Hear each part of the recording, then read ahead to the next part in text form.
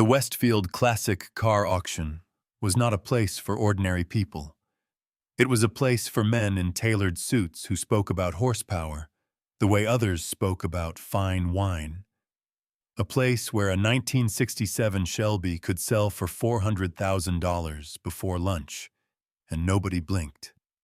The parking lot alone looked like a museum-waxed chrome, spotless paint velvet ropes, keeping the public at a respectful distance. Then the Camaro rolled in. A 1969 Chevrolet Camaro with peeling paint, a dented passenger door, a cracked windshield, and an exhaust pipe that rattled like loose change in a tin can.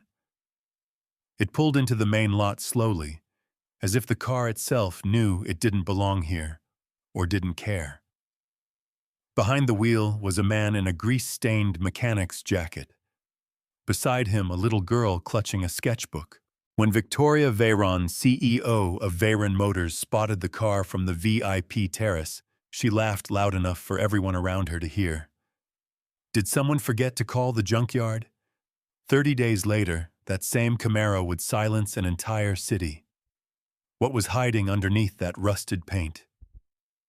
Stay with me because this one is worth it. If you're new here, consider subscribing. Stories like this are what this channel is built on. Ethan Cole was not the kind of man who walked into rooms and made people look up. He was 39 years old, broad-shouldered, but lean in the way that came from years of physical work rather than a gym membership. His hands were permanently stained at the knuckles, not from carelessness, but from the kind of labor that doesn't fully wash off. He wore the same rotation of clothes most days, a faded denim jacket, dark jeans worn white at the knees, and a pair of steel-toed boots that had seen better decades.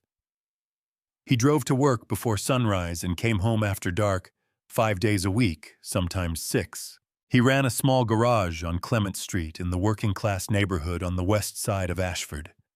It wasn't much, 2 lifts, a parts shelf held together by optimism, a coffee maker that produced something that technically qualified as coffee. His regulars were delivery drivers, factory workers, and elderly neighbors who couldn't afford dealership rates. Ethan charged fair prices and never upsold a service that wasn't needed. Word had gotten around over the years, not in any glamorous way. Just quietly, the way good reputations tend to build. He had been raising his daughter alone for 4 years. Lily was 8. She had her mother's eyes, large, dark, and unafraid of anything, and her father's habit of going quiet when something mattered too much for words.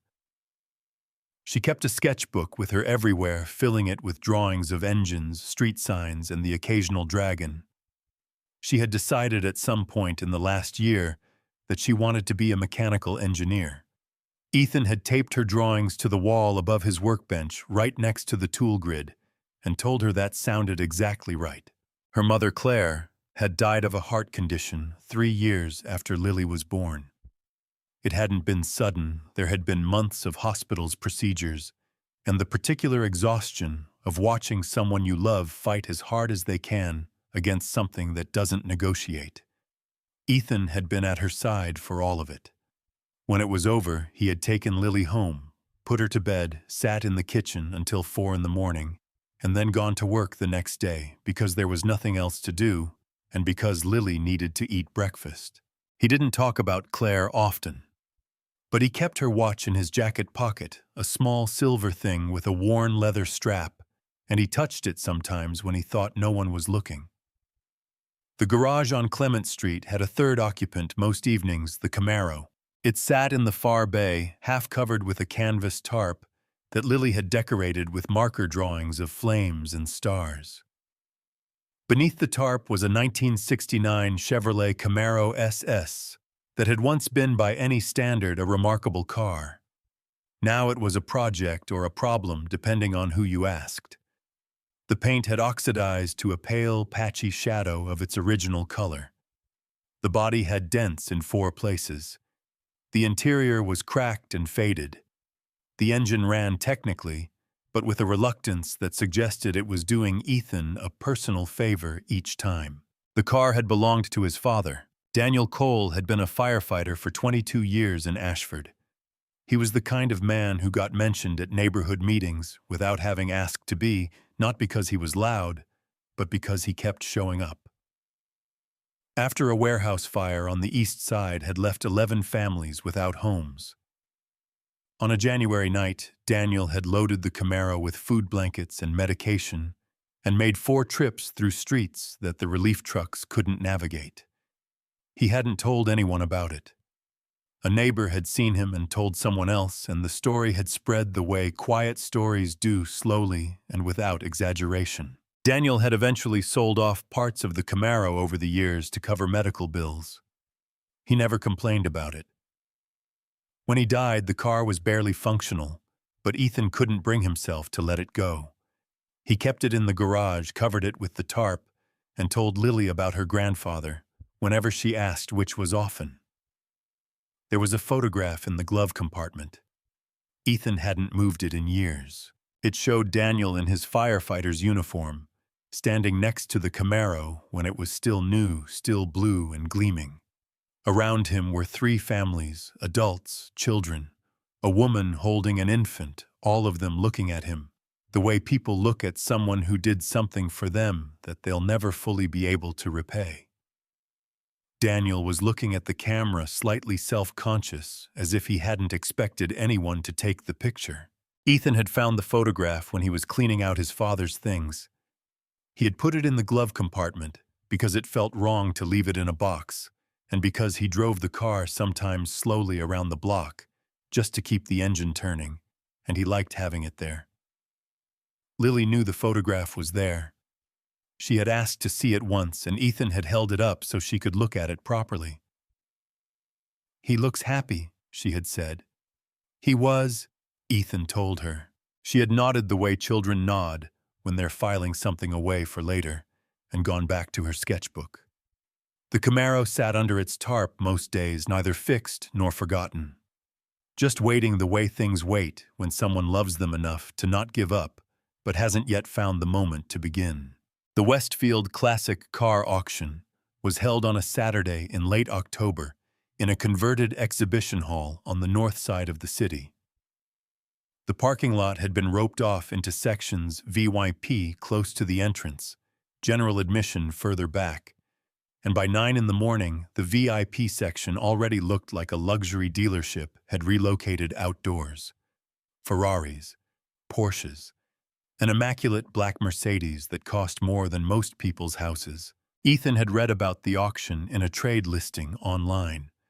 A private collection was being broken up, and among the lots was a set of original 1969 Camaro SS components, instrument cluster headlight, bezels, SS badge carburetor, and interior trim pieces. He had been looking for those parts for 2 years.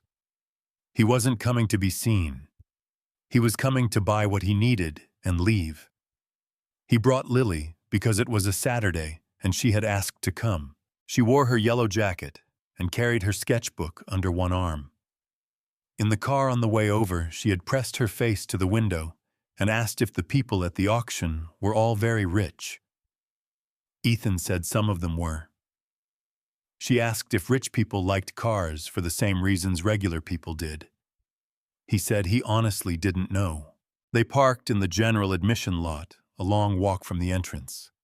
As Ethan pulled in, the Camaro's exhaust let out a hollow knock that echoed between 2 parked Range Rovers. A man nearby glanced over, then looked away. Ethan turned off the engine, helped Lily out, and took her hand. They were halfway to the entrance when he heard it. The laughter came from the VIP terrace to the left of the main doors, an elevated platform with a railing where a group of well-dressed attendees had gathered with coffee and lanyards. Ethan recognized one of them immediately. Victoria Veyron was hard to miss.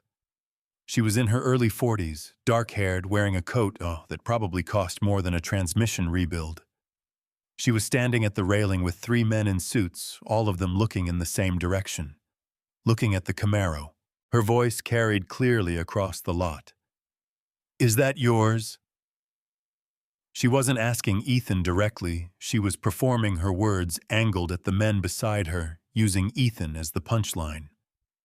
I thought the valet had called a tow truck. What does a man who drives something like that think he's going to find at a classic car auction? The men laughed. Someone else on the terrace turned to look. Another laugh quieter, but still audible. Lily's hand tightened around Ethan's fingers. He felt it, the small pressure of her grip, the way she had gone still beside him. He looked down at her. She was staring at the ground, her sketchbook pressed flat against her chest. Her jaw set in the expression she wore when she was trying not to cry, and was angry at herself for wanting to. Ethan looked back up at the terrace. Victoria had already turned back to her group, still smiling, moving on. He didn't say anything. There was nothing worth saying, not here, not to an audience that had already decided what kind of man he was. He squeezed Lily's hand once gently and kept walking toward the entrance. Inside the auction floor was loud and bright, full of gleaming cars on rotating platforms and paddle numbers, and the low murmur of serious money being casually spent. Ethan found the lot he needed in the printed catalog and located it in the staging area.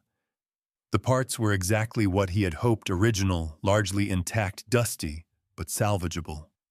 He checked each piece carefully, running his hands along the instrument cluster housing, testing the resistance of the bezels, examining the carburetor throat. He knew what he was looking at. He had always known. When the bidding opened, Victoria spotted him from across the room and said something to the person beside her. Ethan didn't hear it. He raised his paddle when the lot came up, stayed calm through 3 counterbids, and won it at a price that was almost everything he had in savings. He carried the box of parts to the car himself. Lily held the door open for him, her sketchbook tucked under her arm, her chin lifted. Neither of them said anything until they were back on the highway. They ate dinner at home that night, grilled cheese and tomato soup, Lily's request.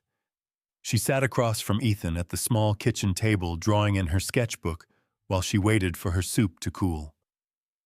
The box of Camaro parts sat on the workbench in the garage, visible through the open door at the end of the hall. Ethan was washing the pan when she asked, "Dad." "Yeah." "Is Grandpa Daniel's car actually junk?" He turned off the tap, set the pan down on the counter, turned around. Lily wasn't looking at him. She was looking at her, drawing a careful sketch of the Camaro done from memory, with the tarp pulled back. Her pencil was still moving slowly, adding detail to the rear quarter panel. "No," Ethan said. "It's not junk. That lady said it was. That lady was wrong." Lily looked up then. She had her mother's way of looking at home when she wanted a real answer, instead of a reassuring one, direct, patient waiting.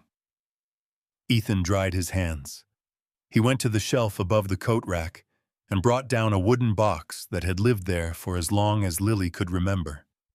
He set it on the kitchen table and opened it. Inside, a photograph of Daniel Cole standing beside a young, gleaming blue Camaro. A folded original title certificate, soft at the creases. A firefighter's badge, tarnished but intact. And at the bottom, a small piece of cardstock, handwritten in his father's neat, deliberate print. "One day, make her roar again." Lily put down her pencil and looked at the contents of the box for a long time. "He wrote that for you," she said. "He left it in the glove compartment," Ethan said. "I found it after he died." She reached out and touched the edge of the photograph, careful, as if it might be fragile. "He looks proud of it." He was. She was quiet for a moment. "Then, are you going to fix it?"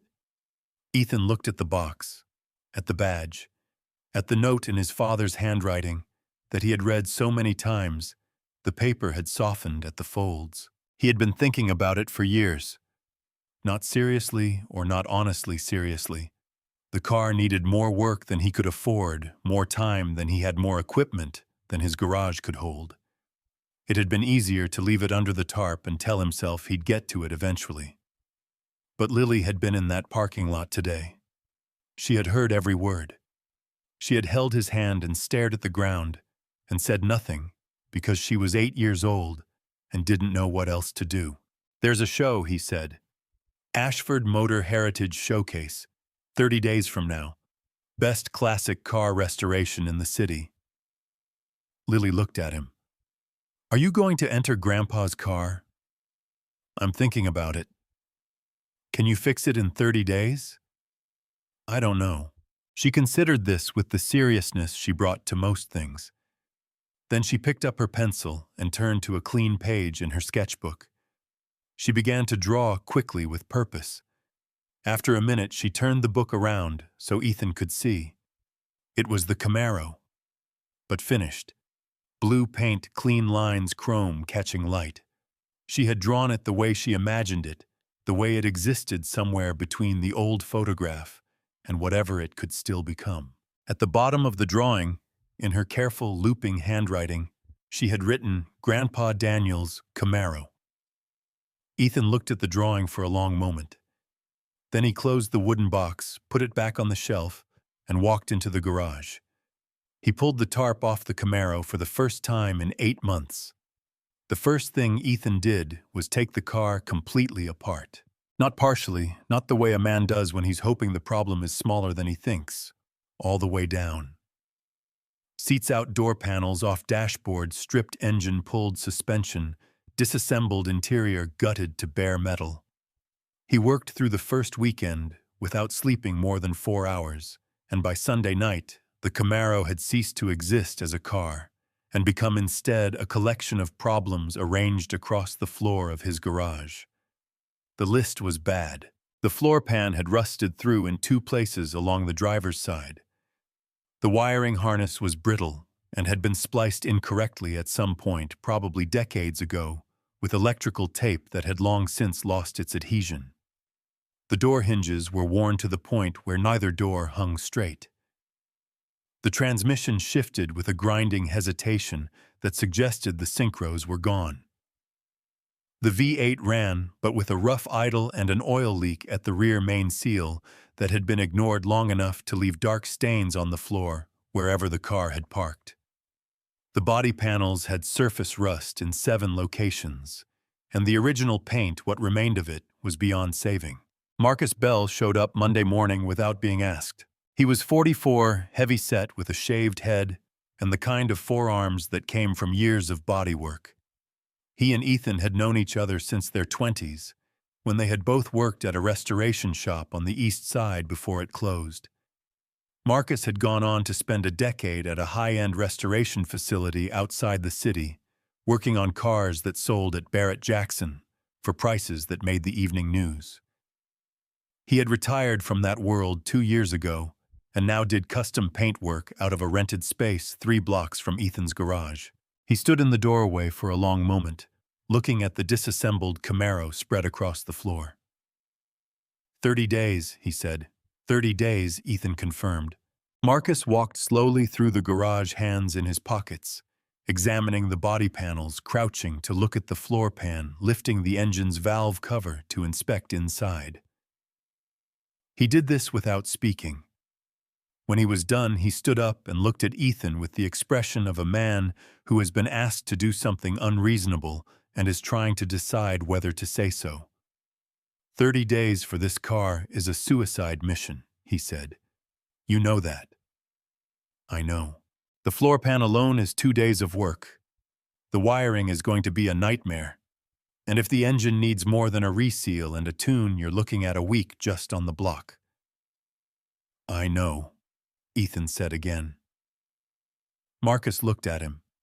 Then he looked at the workbench where Ethan had placed the wooden box open with the photograph of Daniel Cole facing outward, the firefighter's badge beside it, and the small handwritten note propped against the wall where both of them could see it. Marcus was quiet for a moment.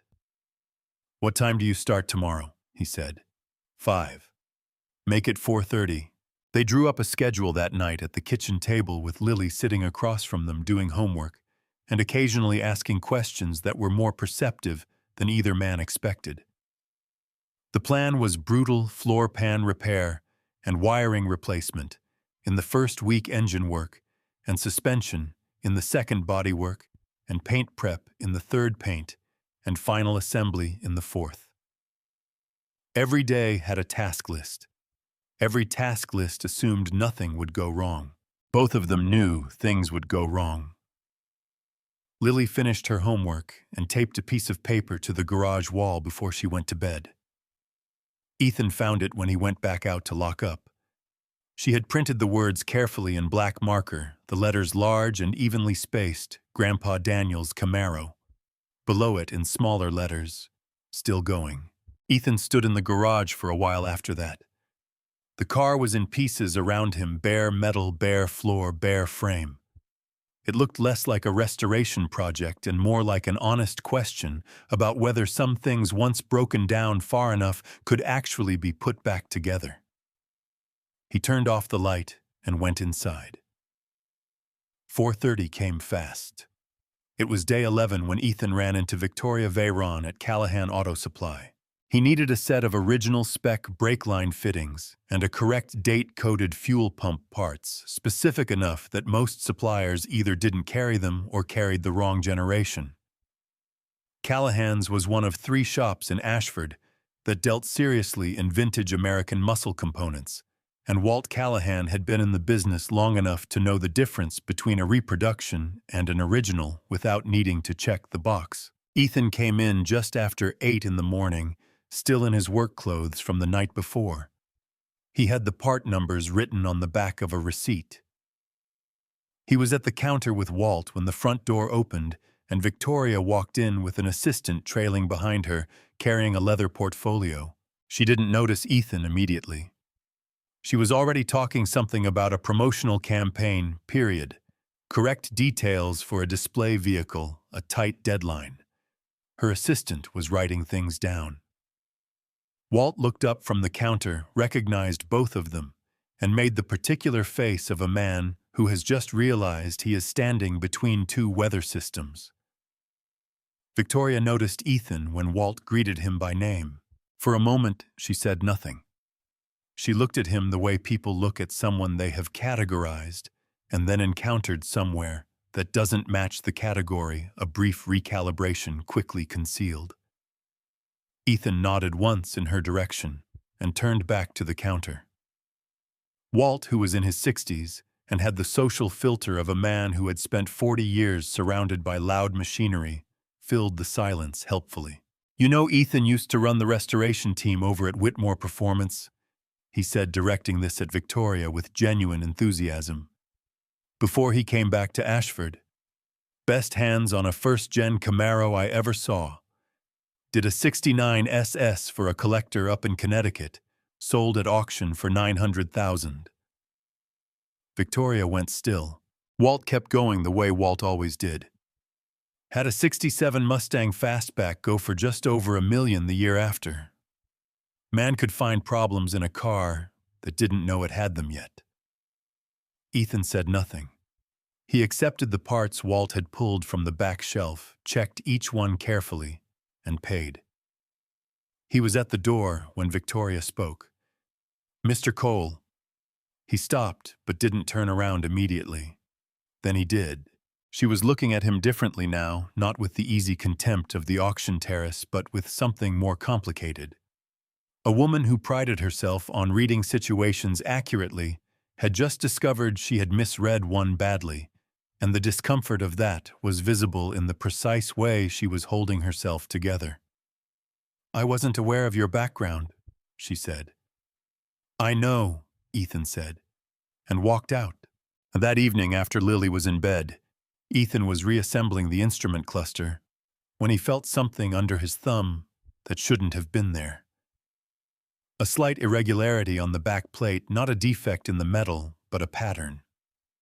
He angled the cluster toward the work light and looked closely. His father had used a metal scribe to carve 4 words into the back of the housing in the small, neat print that Ethan recognized from birthday cards and grocery lists, and the note at the bottom of the wooden box. For Ethan, keep going. He sat on his stool and held the instrument cluster in both hands for a long time. He didn't know when his father had written it.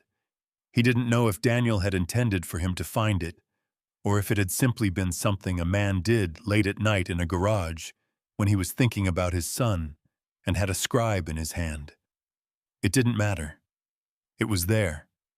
It had always been there, hidden inside the car, waiting under the surface the way important things sometimes wait, not gone, just not yet found. Marcus came in from the back of the garage and saw Ethan's expression. "What?" Ethan held up the cluster so Marcus could see. Marcus read it, looked at Ethan, looked back at the cluster. Then he pulled up a stool, sat down, and didn't say anything for a while, which was the right response. Victoria, meanwhile, had gone back to her office and done something she rarely did. She had looked someone up, not for business reasons, but because she owed it to herself to understand how wrong she had been. The record was not hard to find. Whitmore Performance Restorations, 7 years. 14 significant projects. 4 auction results above 7 figures. 1 industry profile in a trade publication that described Ethan Cole as having an instinct for original intent. He doesn't restore a car to what it looked like, he restores it to what it meant. She had laughed at this man in a parking lot in front of his daughter. She sat with that for a while. Then she thought about her own first year running the division she had built inside her father's company, the year she had walked into a room of investors and been asked twice whether she was there to take notes. She had been 31. She had been the most prepared person in that room by a considerable distance. The investors had looked at her and seen something other than what she was. She had spent the following decade making sure no one made that mistake twice. And then she had stood on a terrace and done it to someone else without a second thought. She picked up the phone and called the organizing committee of the Ashford Motor Heritage Showcase. She asked if there was still a center floor position available. She was told there was one remaining. She requested that it be held for a 1969 Camaro SS registered under the name Daniel Cole. She did not tell Ethan. Day 16 brought the news Ethan had been hoping to avoid. He had known the rear frame was soft. He could feel it in the way the car had always tracked slightly left on the highway, a pulling that he had attributed over the years to alignment, and ignored because the real answer was more expensive. When he got under the car with a straight edge and a good light, the truth was plain. The rear subframe had been bent, not catastrophically, but enough. An old impact, probably from a minor collision years before Daniel had owned it, had pushed the left rear mount point 4 millimeters out of true. 4 millimeters didn't sound like much. In a show car built to original spec, it was everything. Marcus looked at it and was quiet for a moment. "We could leave it," he said. "Nobody's going to measure the subframe at a car show." "I'll know," Ethan said. "Ethan, we have 14 days. "I know how many days we have." Marcus stood up and wiped his hands on a shop rag. He looked at the car, then at Ethan with the expression of a man who already knew how this conversation was going to end. "Frame correction equipment rental is going to cost you. And you'll need the right jig fixtures for a first gen. Those aren't cheap either." "I know." "So where's the money coming from?" Ethan didn't answer immediately. He went inside and came back 10 minutes later. He set something on the workbench without explanation and went back under the car. Marcus looked at the workbench. It was a watch, small silver with a worn leather strap. He had seen it before on Ethan's wrist in the early years, then in his jacket pocket later. He had never asked about it because he hadn't needed to. He didn't say anything. He picked up his phone and started calling equipment rental yards. Lily found out 2 days later. She had been looking for a pencil in her father's jacket pocket, a habit she had developed because Ethan always had one, and instead found the pocket empty in the way that meant something had been there for a long time and wasn't anymore. She knew the weight of that pocket. She had felt it hundreds of times leaning against him on the couch, sitting beside him in the car. She came into the garage and stood in the doorway. "Dad, where's Mom's watch?" Ethan was under the car. He came out slowly, sat up and looked at his daughter. She was standing very straight the way she stood when she was trying not to show how much something hurt. He told her the truth. He always told her the truth. Her face didn't collapse, she was too much her mother's daughter for that. But her eyes went bright, and she looked away, pressing her lips together. And for a long moment, the only sound in the garage was the rental equipment humming against the far wall. "You didn't have to do that," she said. "Yeah," he said. "I did. It was Mom's. I know what it was." He stood up and crossed the garage and crouched down so he was at her level. "Lily, listen to me. Your mom isn't in that watch. She's not in the watch, and she's not in the car, and she's not in any of the stuff we keep in boxes. You know where she is?" Lily looked at him. "She's in the reason I don't quit," he said. "Same place your grandfather is. Same place you are every time you tape a sign to the wall and tell me we're still going." Lily was quiet for a long moment. Then she leaned forward and put her forehead against his shoulder. He put his arms around her and stayed there until she was ready to move. She pulled back, wiped her face with her sleeve, and looked at the car. "Is the frame going to be okay?" she asked. "It's going to be exactly right," he said. She nodded. She went to the wall where her sign hung Grandpa Daniel's Camaro. Still going, and stood in front of it for a moment. Then she picked up a marker from the shelf, uncapped it, and added 3 words at the bottom. "We all are." She recapped the marker, put it back on the shelf, picked up her sketchbook, and sat down in her corner of the garage. Ethan looked at the sign for a moment. Then he went back to work. Day 27 started with the paint. Marcus had spent 3 days on body prep, blocking priming, guiding coat blocking again, and the surface was as close to perfect as either of them had seen outside a professional facility. The color was Le Mans blue, the correct factory code for a 1969 Camaro SS, a deep saturated blue that sat somewhere between navy and royal depending on the light. It was not a common color. When it was right, it was extraordinary. It was not right. The humidity in the garage had climbed overnight. A weather front had moved through the city, and the temperature had dropped faster than the moisture could clear. Neither of them had checked the conditions before Marcus started spraying. By the time the first coat was down and they could see what had happened, it was too late. The surface had orange peeled across the entire driver's side, a texture like the skin of the fruit caused by the paint, flashing too fast in the wrong conditions. It was fixable. But fixing it meant wet sanding the entire panel back down to primer and starting over. Marcus stood in front of the car for a long moment, without speaking. Then he said something that wasn't suitable for repetition, picked up a sanding block, and got to work. Ethan was on the engine when the electrical problem surfaced. The V8 had been running cleanly on the stand. For 4 days, the rear main seal replaced the carburetor, rebuilt the timing set correctly, the idle smooth and even. But when he connected the wiring harness and tested the instrument cluster and headlights together on the bench, something was wrong. The gauges flickered. The headlights pulsed instead of holding steady.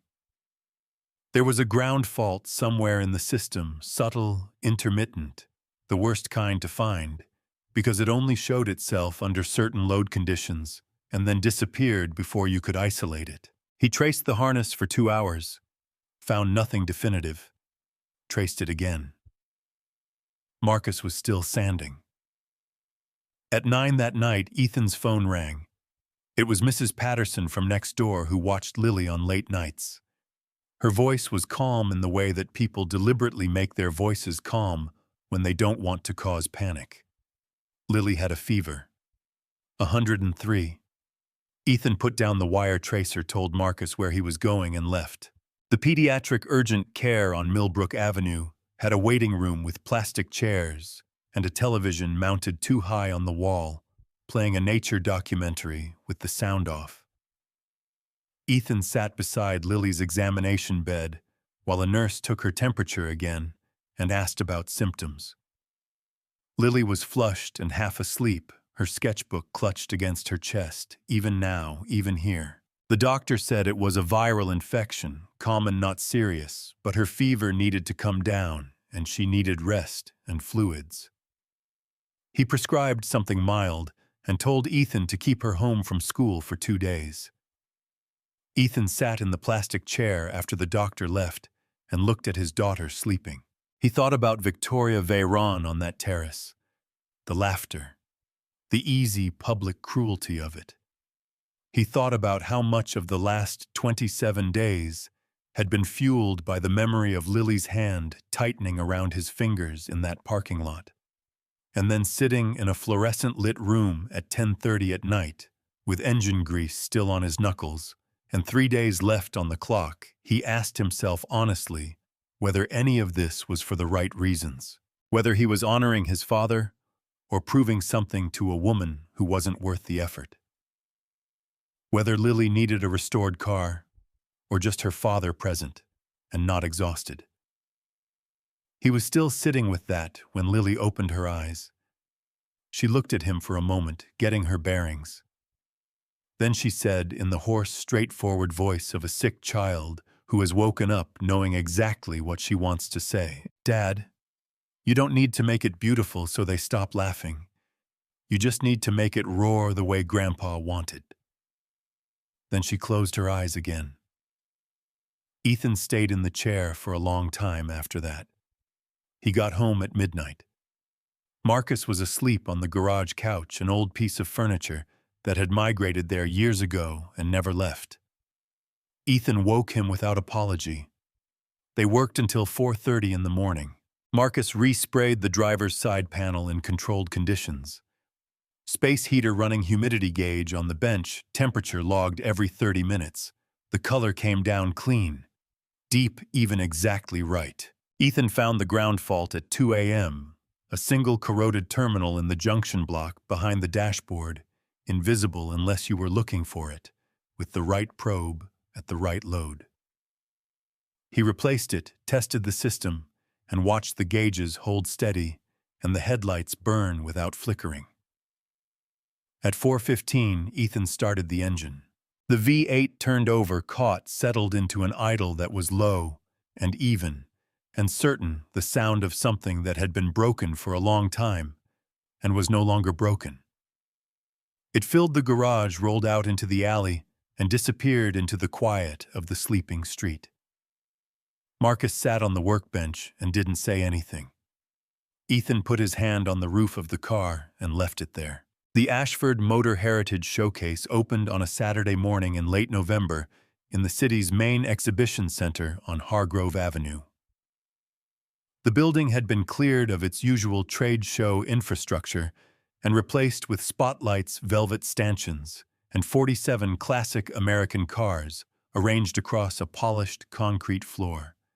The air smelled of wax and coffee and something older, oil and leather and decades. Ethan arrived at 7:15, 90 minutes before the public doors opened during the exhibitor load-in window.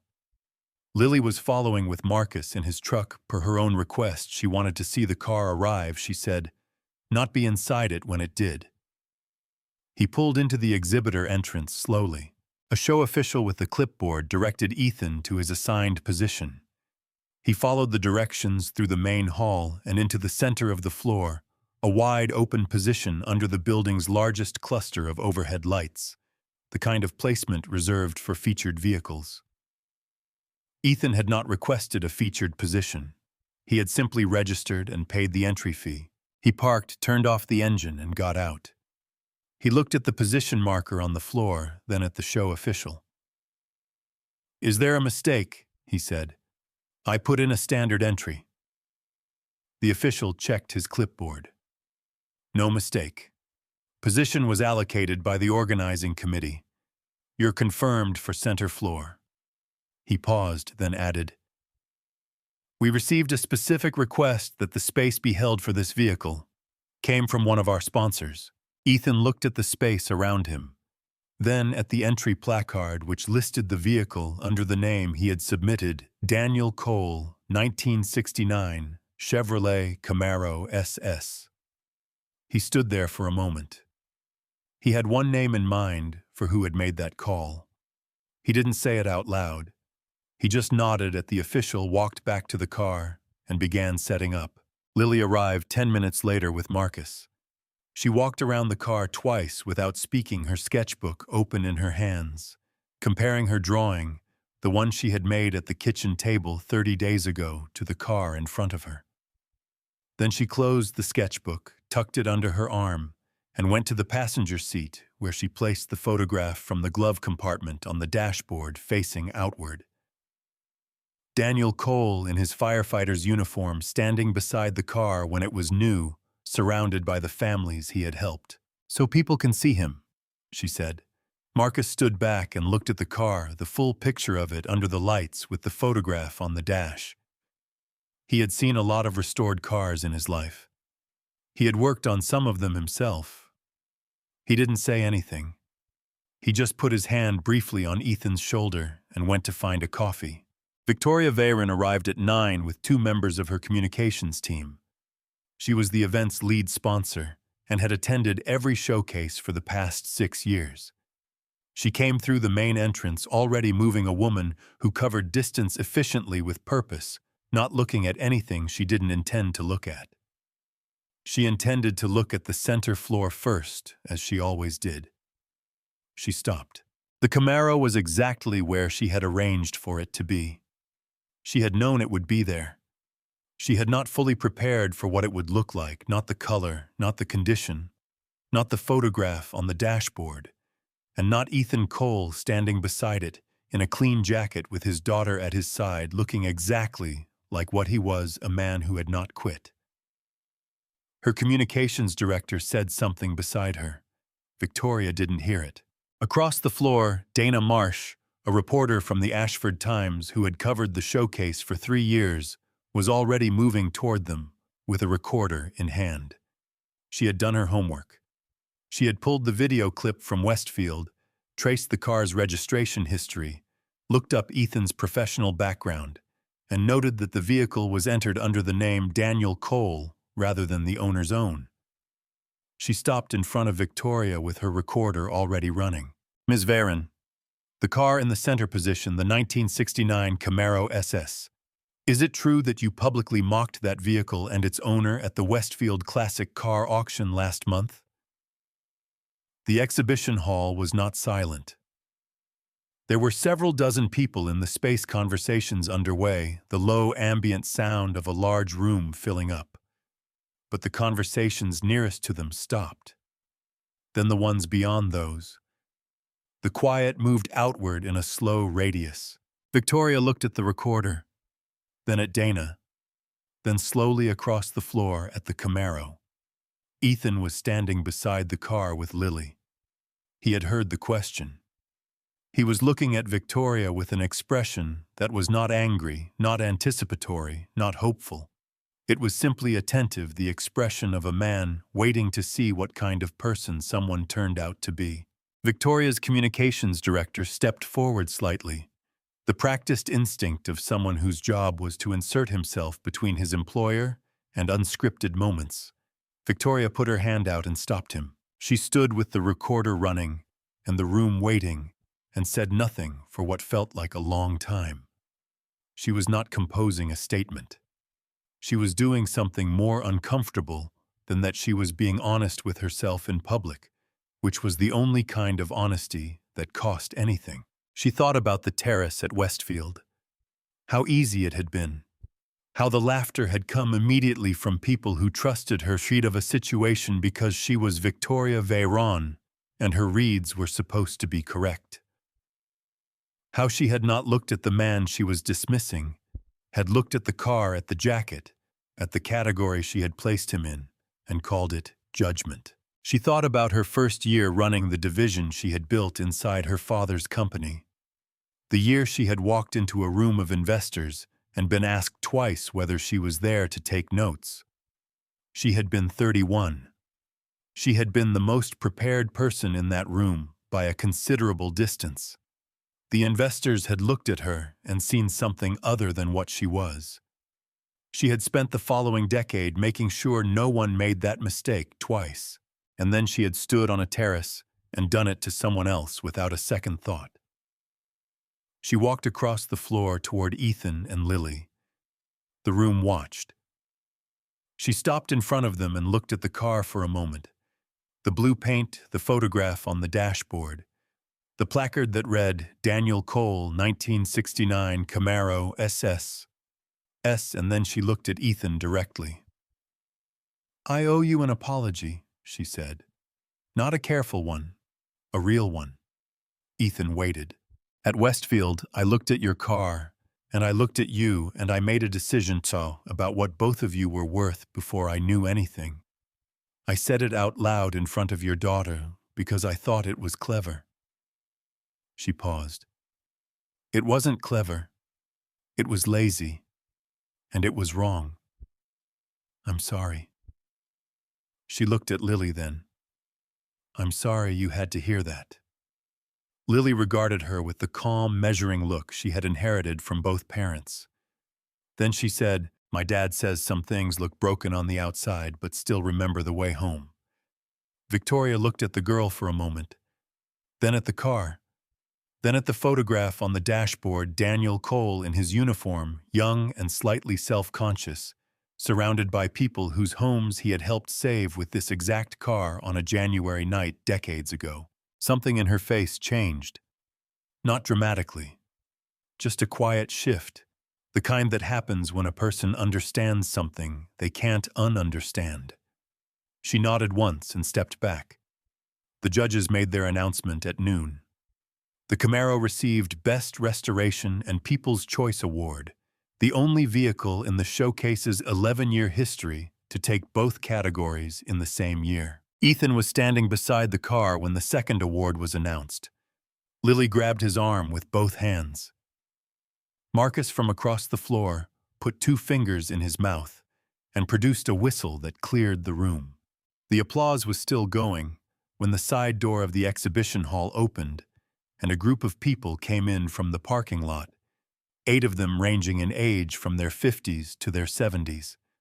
Several wore jackets with an emblem that Ethan recognized immediately, the crest of Ashford Fire Station No. 4, his father's house. The man at the front of the group was tall, gray-haired, and carrying something carefully in both hands. His name was Ray Okafor. He had retired from Station No. 4 11 years ago, after 30 years of service. He had known Daniel Cole for most of them. He was carrying Daniel's helmet. Ray walked through the crowd without hurrying and stopped in front of Ethan. He held out the helmet not as an object being transferred, but as something being returned to where it belonged. "We heard about the car," Ray said.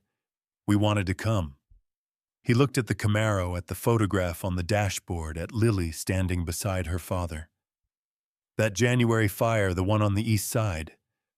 Your father made 4 trips that night. Nobody asked him to. The relief trucks couldn't get through and he just showed up. With this car." Ray's voice was steady but effortful. "We never forgot that. We wanted you to know we never forgot." Ethan took the helmet. He held it the way his father had held the things that mattered with both hands without looking away. He didn't say anything for a moment. There was nothing adequate to say, and he knew it, and so he didn't try. "Thank you for coming," he said finally. Ray nodded. He looked at Lily. "Your grandfather was a good man." "I know," Lily said. "My dad told me." The exhibition hall emptied slowly in the late afternoon. Vendors packed their display materials. Judges collected their scorecards. The overhead lights cycled down from show bright to the ordinary fluorescence of a building returning to itself. One by one, the cars were driven or trailered out through the exhibitor exit, and the polished concrete floor reappeared beneath them, clean and bare. Ethan stayed until near the end. He had spoken to Ray and the others for almost an hour, standing beside the Camaro, while they told him things about his father that he hadn't known. Small, specific things that only people who had worked alongside someone could know. The way Daniel always brought food on overnight shifts. The way he had a habit of checking on younger firefighters after difficult calls quietly, without making it a thing. The way he had talked about Ethan with a straightforward, uncomplicated pride that Ray said had been impossible to miss. Ethan listened to all of it. He asked questions when he had them. He did not try to fill the silences. Before the group left, Ray placed Daniel's helmet on the passenger seat of the Camaro beside the photograph. It sat there naturally, as if it had always been meant to be there. Victoria found Ethan near the exit as the last cars were leaving. She did not have her communications team with her. She had sent them ahead. "I'd like to talk to you about something when you have time," she said. "Not today, when you're ready." "What kind of something?" Ethan said. "Veyron Motors is building a heritage division.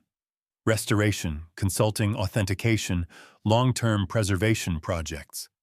I've been looking for the right person to lead it for 8 months. She paused.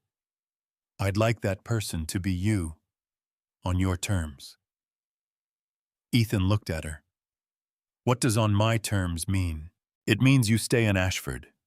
It means Lily comes first. It means the work we do is done correctly or not at all." She said it without qualification. "And it means your father's name is never used to sell anything. That's not a negotiation point. That's a condition I'm setting myself." Ethan was quiet for a moment. "I'll think about it," he said. Victoria nodded. She looked at the Camaro one more time. "He would have liked knowing you finished it," she said. She left before Ethan had to respond. Marcus was waiting by his truck in the parking lot when Ethan came out with Lily asleep against his shoulder. He looked at them for a moment, then at Ethan. "You doing okay?" he said. "Yeah," Ethan said. "I think so." Marcus nodded. He looked at the Camaro parked a few spaces over blue paint, catching the last of the afternoon light. 30 days ago, it had been in pieces on a garage floor. He had told Ethan it was a suicide mission. "Worth it," Marcus said quietly. Ethan looked at his friend. "All of it." Marcus put his hand briefly on Ethan's arm. Then he got in his truck and drove away. The drive home was quiet. Lily slept in the passenger seat, her sketchbook open on her lap, to the drawing she had made 30 days ago at the kitchen table. The finished Camaro imagined before it existed. She had gotten most of it right. Ethan drove without the radio. The V8 ran beneath him, steady, unhurried, exactly as it should. The city moved past the windows in the particular way it moves when you are driving something that belongs to it, that has history in its streets. He pulled into Clement Street and parked in the garage. He sat in the car for a moment after he turned off the engine. The garage was quiet. The sign on the wall, Grandpa Daniel's Camaro, still going. "We All Are" was still taped where Lily had put it. He lifted Daniel's helmet from the passenger seat and set it carefully on the workbench beside the open wooden box. He placed the firefighter's badge next to it. He propped the photograph against the wall. Then he got out of the car, went to the passenger side, and lifted Lily without waking her, her sketchbook against her chest, her head falling against his shoulder. He carried her inside. He came back to close the garage door. He stood in the doorway for a moment and looked at the car. Not with the complicated mixture of love and guilt and unfinished obligation that had lived in him for years. Just simply. The way you look at something when it is finally what it was always supposed to be. He closed the door. Ethan Cole never set out to prove anything to anyone. He set out to finish what his father started, to show his daughter that the people who matter most are not the ones who judge the loudest, but the ones who stay the longest. That value doesn't announce itself. It shows up at 4:30 in the morning, works until the thing is right, and drives home without needing anyone to applaud. The Camaro didn't change because someone believed in it.